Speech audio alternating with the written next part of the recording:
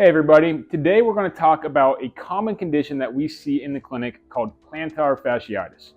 Plantar fasciitis refers to inflammation or pain on the bottom of the foot. When we look at the foot, on the bottom of the foot, we have 4 layers of muscle that all sit on top of this fascial layer called the plantar fascia. The fascia works to support the arch so that when we're upright and standing, the arch of our foot doesn't collapse. Typically, if those 4 layers of muscle aren't up to the task that we're asking of it, or if the capacity of those 4 layers of muscle is not up to the demand that we're placing on it, the plantar fascia becomes inflamed. Anytime that we see the word itis when we're referring to an orthopedic condition, think inflammation. So when we think plantar fasciitis, we're thinking inflammation of the plantar fascia. Some of the most common symptoms that we see with plantar fasciitis is sharp heel pain and diffuse pain throughout the entire bottom of the foot. Typically, the pain is going to be worse first thing in the morning or anytime after a long period of inactivity. My patients often talk about those first couple steps when they get out of bed feel very sharp pain. Oftentimes, we also see if you are somebody who works at a desk job or are somebody who drives for long periods of time, the pain is a lot worse those first couple steps after a long period of inactivity. Typically, the pain is going to feel better after we kind of get it moving for a little bit. After a couple minutes of walking, the pain feels a little bit better. Oftentimes, that reaches a certain kind of breaking point, though, where if we spend prolonged time on our feet or prolonged time walking, that pain is going to kind of creep back in and it's going to become irritating again. Oftentimes, the pain is specifically right on that heel bone and very much more diffuse through the rest of the foot.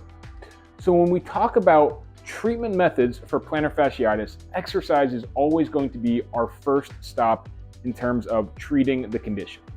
When it comes to exercise, what we can do is we can work to improve the tissue extensibility or the tissue elasticity along the aspect of the plantar fascia. The way that we do that is through calf and foot stretching. Oftentimes we'll use modalities such as the heel rocker to kind of help get in there a little bit deeper. Additionally, we're going to work those 4 layers of muscle on the bottom of the foot. Again, if we're thinking about what causes a plantar fasciitis to start, it's that those 4 layers of muscle, the capacity of those muscles are not the demand that's being put on them. If we can get those muscles stronger, we're going to, in tune, kind of reduce the amount of pressure or reduce the inflammation that the plantar fascia is taking on. So again, we're going to try to stretch out that material, kind of get it a little bit more elastic, and then we're going to work to strengthen the foot. Additionally, we have some modalities that might help kind of improve that tissue extensibility throughout your day. Oftentimes, you're going to see people use a night splint. So a night splint is something that people will use to kind of keep their foot in a neutral position when they sleep so that it doesn't feel quite as tight during those first couple steps the next morning. There's also some soft tissue modalities that we can use to help reduce the sensitivity of the bottom of the foot. One thing that I love to give to my patients is either rolling the bottom of their foot out on a lacrosse ball or a tennis ball, or even freezing a water bottle and rolling the bottom of their foot out on a frozen water bottle to reduce that inflammation. Additionally, if we feel like we're still not quite getting where we need to get with the exercises, with the stretching, with the soft tissue work, there are medication options that might help. So again, this is an inflammatory condition. So those anti-inflammatory medications can really help kind of take the edge off of a plantar fasciitis.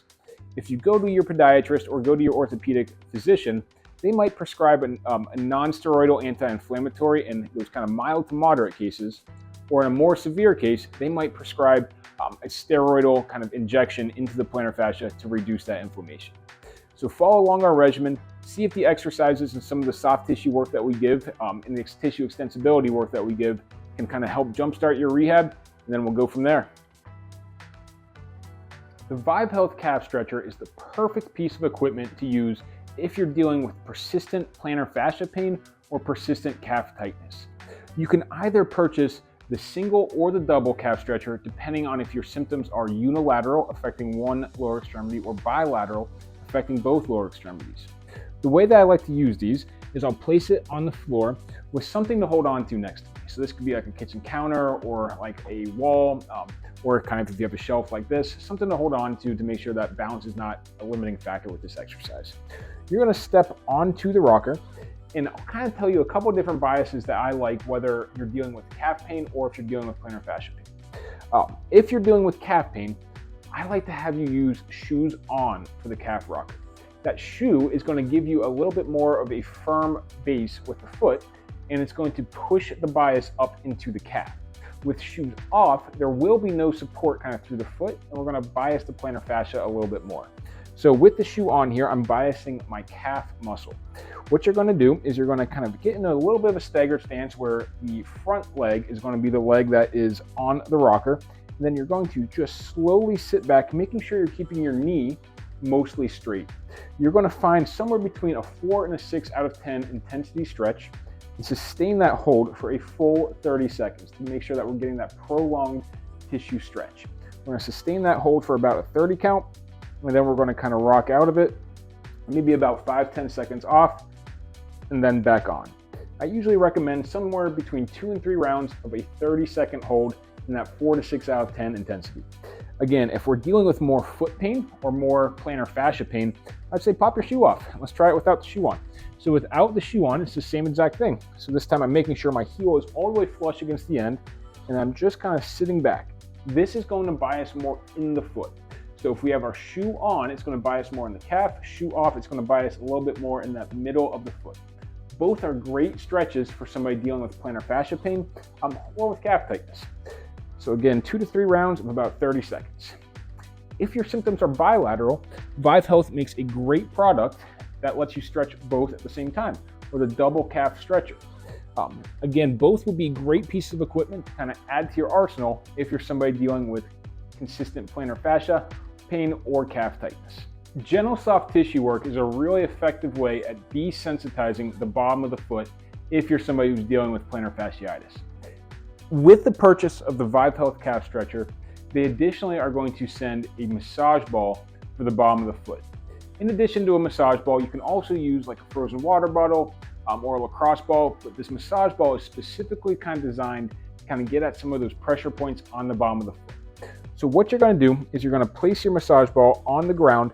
Start with it kind of at your heel. So I've got most of my weight off of the foot that's kind of using the massage ball. So most of my weight right now is on my right foot, probably about 75% of my weight. About 25% is going to be underneath my left foot.